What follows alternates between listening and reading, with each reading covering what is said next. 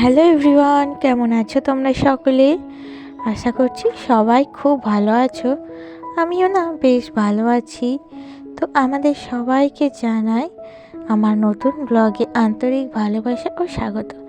আজকে হচ্ছে বুধবার, আর আজকের দিনটা শুরু করছি তোমাদের সঙ্গে একদম নতুন একটা ব্লগ নিয়ে।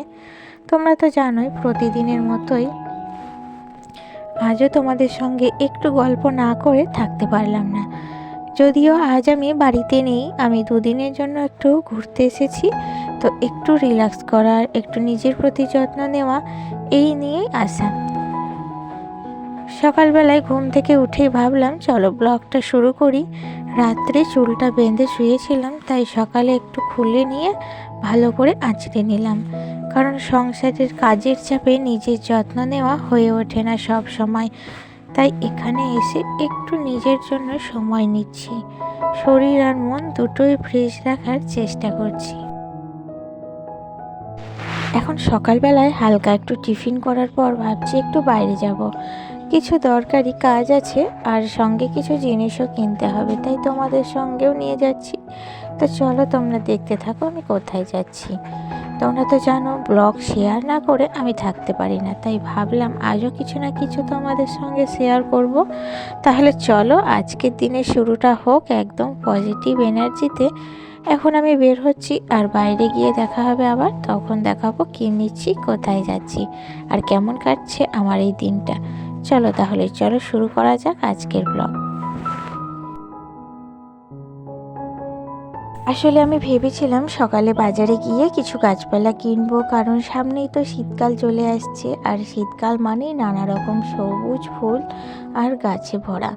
তো মানে একদম অন্যরকম একটা অনুভূতি। তো তাই ভেবেছিলাম এবার একটু আমার ছোট্ট গাছ বাগান মানে ছাদ বাগানটাকে নতুন করে সাজিয়ে ফেলবো। তো সেই ভাবনা থেকেই সকালে বাজারে বেরিয়েছিলাম, কিন্তু কি বলবো তোমাদের, বাজারে গিয়ে দেখি এত ভিড়, মনে হচ্ছিল যেন সবাই আজকেই গাছ কিনতে এসেছে। তার উপর রাস্তায় এমন জ্যাম যে এক জায়গা থেকে আরেক জায়গায় যেতে প্রচুর সময় লেগে গেছে। তারপর তো জানাই রাস্তার ধারে আবার একটা মানে বিয়ের অনুষ্ঠান, তো তাতে করে আরও ভিড় জমে গিয়েছিল। তাই ভাবছিলাম আজকে বাবুকে নিয়েও তোমাদের জন্য একটা সুন্দর ব্লগ বানাবো, কিন্তু এত ভিড়ে আর কিছুই করা গেল না। শেষমেশ যখন বাড়ি ফিরে এলাম, তো তখন বেশ কয়েক ঘন্টা কেটে গিয়েছে আর খুব টায়ার্ডও লাগছিল। তাই কয়েক ঘন্টা পর তোমাদের সাথে আবার দেখা হচ্ছে, আর তখন থেকে আবার ক্যামেরাটা অন করেছি। তো আমি এখানে বেশ কয়েকটা দেখো প্লাস্টিকের গ্লাস নিয়ে নিয়েছি। আসলে এখন যেহেতু নতুন গাছগুলো এনেছি, তাই 4-5 দিন ওগুলোকে ঠিকঠাক করে বাঁচিয়ে রাখাটা খুব দরকার।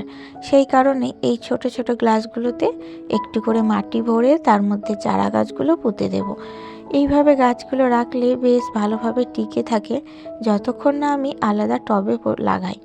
তারপর প্রতিটা গাছেই আমি ভালো করে জল দেব, সকালেও একবার আর বিকেলে একবার জল দিয়েছি। তো গাছ সকাল আর বিকেল এই দুবেলা করে গাছগুলোয় জল দিলে গাছগুলো সতেজ থাকবে আর ঠিকমতো বড় হতে পারবে।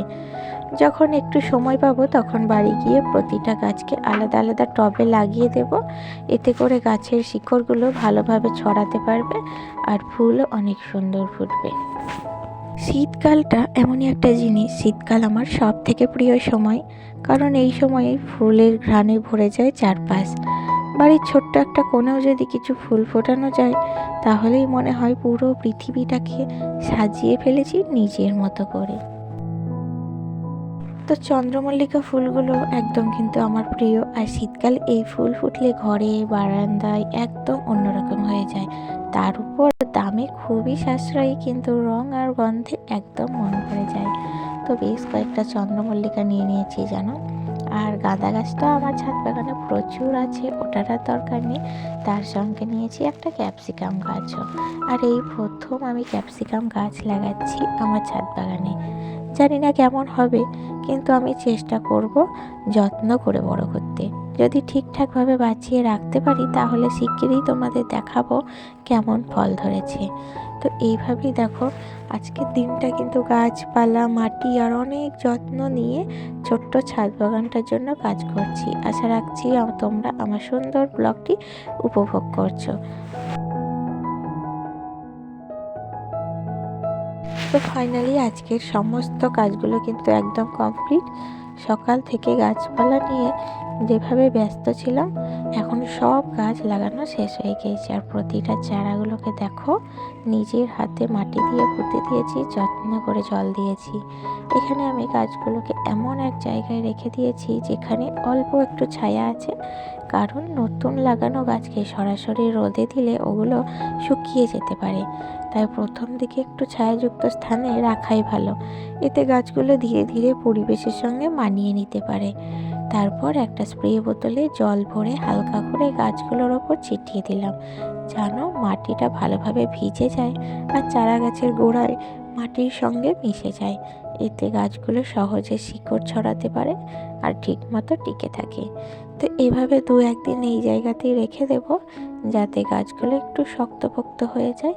তারপর যখন ওরা ঠিক মতো মানিয়ে নেবে, তখন এক এক করে আলাদা টবে লাগিয়ে দেব।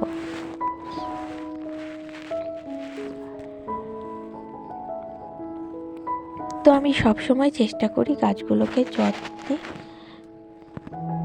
রাখতে, কারণ নিজের হাতে লাগানো গাছ যখন বড় হয়, ফুল ফোটে, সেই আনন্দটা সত্যিই অন্যরকম।